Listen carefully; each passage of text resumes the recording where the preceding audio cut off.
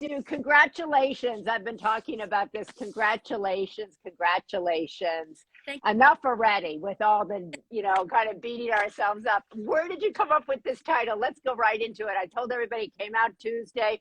Go buy it. But I love the title. Enough already. Yeah, I think it's because I finally got to a point in my life where I was just like, oh, fuck, I can't do this anymore. I just can't. Enough already. I can't be treating myself this way any longer. I have so many blessings in my life. Why don't I look at those as opposed to all of the hardships and all the challenges in my life?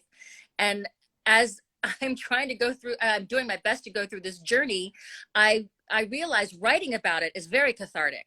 Right. And then taking the next step and sharing it is scary, but it's also cathartic because I hear from so many terrific people who are going through the same journey I'm going through. It's Well, how would you describe that journey, Valerie? What would you say that journey is that you hear people say, me too, I've had enough already. I'm on that same journey. When they say that, what are they describing to you? I think I'm hearing, as in do I hear my own voice as well, saying, I think I just want to accept myself as I am, just as I am, the way God made me, the way I was meant to be. And why do I keep doubting what I'm meant to be, who I am? Why do I lean on the hard times as opposed to lean on the good times? Why am I so hard on myself? And And I don't want to do that anymore. Enough already. And there's another thing that I really feel strongly about the title of the book is that it's a dual title. The other side of it is, because I'm always trying to look at the opposite side of anything that's negative. I am enough already. Enough. I am enough already. So by being enough already, I can say enough already and hopefully enjoy the last 20, 25, however long I'm going to live, enjoy these last few decades.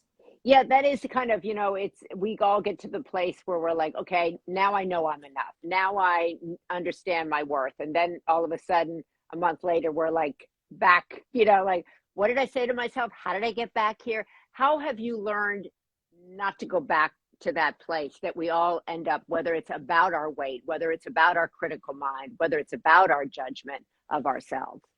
Definitely staying aware, everything you just said, when we stay aware of all those thoughts, and the thoughts are just that, they're that, Mm. not thoughts. Go back to what that feeling is.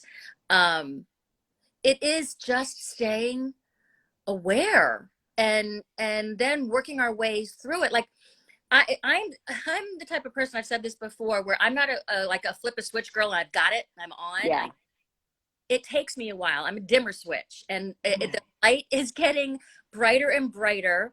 And I just had an Instagram a few weeks ago that people were concerned with me about, but I was just trying to show that even though in the midst of having a bad day and my Hmm. brain was starting to spiral into some self-loathing, I needed to do something to stop my brain from going there, to like a Yeah. child when you put up barriers when you don't want a child to go in a certain place, or you want to switch their mind. If you're training a puppy, you want to switch their mind to something else. I needed to switch my mind, so I went outside in the rain. I said, I'm not feeling good, I'm not feeling it today. I'm going down a path I don't want to go down again right now, and Hmm. I'm going to try and work my way out of this. And I did it during the story, and it was like, oh, this works if you really, really, really work at it and acknowledge and see where you're at. You can work your way out of it because our brains are so powerful. We can hide into the negative, or we can blossom into the positive. And I, How, for the rest of my life, and I want others yeah, to. you want other people to join you on that kind of more positive path. Absolutely. And I've been given a bad rap for a while because a lot of people are like, you're such a Pollyanna, you're like everything's not always happy and cheerful Yeah. all the time. But I really truly do believe in the theory of when you're faced with a choice, you choose happy, because through that you can get through whatever this challenging, difficult choice is, if you just choose the happiest path out of it or into it or whatever it may be. And it's challenging sometimes to choose happy. The That's last true. year really sucky, but it's possible. You write in the book, you write a lot about your relationship with Eddie, and that's when I first met you way, way, way back. And I think for people who've been divorced, what? I think we met before he even built 5150, the studio. Like you were at our house early on. Early, early, way back. Yeah. Way back when we were both like, it's great, everything is good. Whoa. But, Yeah. I think what I thought was so beautiful, that you had this incredible relationship at the end with your former husband, right? And so many people who've gotten divorced or separated, who broke up, they can't find their way back to that kind of a place. What advice do you think you have for people who want that kind of relationship with somebody that was such a big part of their life, who might be the father or the mother of their child, and they don't want to have a regret? They want to be where you ended up. I think the most important thing to remember is that you only have control over your own actions, your own words. You don't have control over what they say or do to you. But when you have children together, you Mm-hmm. must love your children more than you hate or are angry at your ex. There's no other way through it. Your children's feelings are more important than any kind of pain you're going through right now with however way you think your ex is treating you. You must love your children more than that. And you can only be in control of your own self. Whatever they do, hopefully they'll be around along for the ride to be kinder to you, but you can't control that. You can only control yourself. So do the best that you can. Luckily, Ed and I never hated each other. I Yeah. loved him to the depths of my soul, and same with him. He was angry at me for a long time when I Mm-hmm. left, but he also understood. He understood. You said in the book that you both divorced, remarried, but you never really went away from each other. No, no, because How does that work? So you like both remarry, you both have new relationships, but you're still connected deeply. well, we didn't see each other all the time, but Right. Wolfie went through a little bit of a crisis in the early 2000s, and after we had separated, oh, sorry, it was more like 2010, 2012, and the three of us went to therapy together, because no matter what was going on, what happening with Wolfie was more important, and we needed to come together.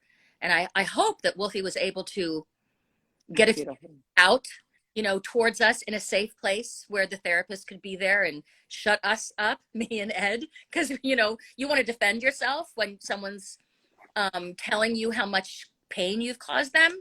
So you just have to let Yeah. them tell you. And I think it was very, very helpful. And I think it helped Ed on a path to forgiveness and opening up, and maybe even his sobriety. And the same with me. It deepened our friendship. I can say that. I love that when you just said there, you have to sit quietly and let someone express to you how you may have hurt them. Mm-hmm. Hold space. That's such a powerful thing and such a difficult thing to do. Hard to shut up sometimes. But to hold space for someone who's saying, I love you, but you hurt me. I love you, but you caused me all this pain. And there's so much of that, not just in families, right, but out in our world. I'm wondering, like, how would you advise people to hold space for someone when they're saying that to them? Because most people want to say, enough already, be quiet. Yeah, because it's painful to hear how you could have caused someone else pain, but we all do it. We may not do it intentionally. Some people don't do it intentionally. Some people do. When it's intentional, they're not going to shut up long enough to tell you, to let you tell them how much you've caused them pain, they've caused you pain. But when you love somebody as much as Ed and I love Wolfie, you have to make that space. You have, like, if you don't make that space, then you can't say that you love them. You have to, Mm. and in your brain, you can literally, while they're speaking, say, shut up, shut up, shut up, don't say anything, let them talk, let them talk. I do that often, like, shut up, shut up, shut up, just let them talk, let them talk. Don't try to come up with what you're going to say, just listen. Listening is so important. And you just have to take your ego out of it as well. We all want to think that we've done nothing to hurt anybody, but it's just, you can't be human and not hurt someone else. You write in this book because you've written other books about your life. And what do you think is the big fundamental difference about this one that you wanted to say that you haven't said in this journey that you've been sharing with people across the decades? I think that this is much deeper, much more vulnerable, much more personal. I talked about personal things in the other two, but it was all about my weight and how I looked and why I don't, and I'm unhappy when I'm fat and I'm this and I'm that and that. And now it's, oh, I understand now. Even after I finished the book, I'm still going through things and journaling. And I realized just recently that the reason I think that I'm unlovable when I'm fat or when I've gained weight is because I watched the way my father treated my mother when she gained weight, and it wasn't kind. I had an elementary school teacher point at my belly and say, you're going to want to keep an eye on that. That's not kind, but it made me believe, oh, I need to be aware of the way I look. And that's a big lie. It's just a lie, because it's not the way I look. It's the way I treat people. It's the way I treat myself. It's, am I respectful? Am I kind? Am I grateful for the life that I've been given? So when you live in gratitude, when you live in kindness, it's easier to accept the way you look and still be hopeful that your body will follow along. I'm speaking about myself now. My body might just follow along now that I'm taking care of my mental health and my emotional health more than I was taking care of what I put into my body. We both have worked with a woman named Angie Johnson. I saw that you credited her. She writes a lot for the Sunday paper. So Angie, you know, and I've spoken really openly about how powerful therapy has been for me, and how I advocated for anybody who's feeling dark, alone, confused, whatever it is. And Angie is a really gifted healer. Yes. What did she do for you? I just want to shout her out for that. Yeah. I adore Angie. She's just, because I'm such a visual person, she was able Yeah. to make me visualize my feelings and my thoughts and where I can put them and how they're harmful for me if I don't put them away correctly, or if I don't even listen to them. I need to actually see them and hear them so that I can say, okay, I get what you're trying to do to help me, but it's not helpful right now. So, but thank you, and thank whatever feeling, thought came into your brain, and go, I think I got this right now. It'll still come up at some point and say, you know, emergency, emergency, danger, Will Robinson. But she was able to make me visualize something to help me kind of work and navigate my way through my feelings and my thoughts. You thank her in this book. For people who are wondering, she has her own Instagram. She has a Tidy Mind I course, and she kind of gives you a blueprint of your mind, a which literal, yes, which is so powerful and so, as you just said, you know, so helpful. I think you write on the back, and for you, speaking to the audience, this book may seem like a new message from me. I see it as a deeper understanding of what I was and still am trying to achieve.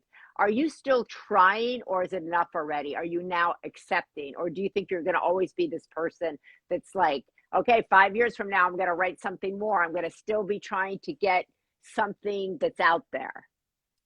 I'm it's no longer searching for anything, but it's now accepting who I am and appreciating, flaws and all, everything that I am, giving myself the credit for the good things that I do, and the way I work really hard, and I never would give myself credit. Like, oh, there's so many people that work so much harder than me. Yes, but I work hard in my life, and Yeah. it's about giving yourself credit for the things that you do and not beating yourself up for the things that you don't do or the things that you wish were better about yourself. So I don't know if it's I don't know if I can write another book. This one took a lot out. Um, but I do know that I feel a little bit more at peace than I've ever felt in my whole life. I read in an interview you just did recently, you said this is a time for you to be alone. Yes. What do you mean by that? Um, uh, I don't want to take care of anybody else right now. That may sound incredibly selfish, but you know, my son is going to be 31. Um, Tom and I are separated, headed for divorce, most likely. Um, because I don't want to worry about somebody else's feelings. I still will. I always care Yeah. about how someone feels. But I need to be selfish and worry about myself right now, and not take care of anybody else except these 6 cats and a dog that I have. And so that is a kind of a decision. I did a piece today on the Today Show. It was about people being proud to be solo, that so many millions of people of all ages, right, think that, oh my God, if I'm alone, what's going to happen to me? People will think there's something wrong with me. But that's a very empowered choice. It's a very strong thing to say, you know, right now or at this moment, I want to be alone. I want to feel at peace. I want to take care of me so that I can be the best version of myself, so that I can give myself credit, love myself, nurture myself, and bring a new version of myself to this space. I think I also, I mean, and I don't know if anybody. That's that's the phone in this hotel. You want to get that, Maria? No, no, and Saeed can't get it either because he's holding up the ring light. Oh my God, this is crazy. I'm sorry.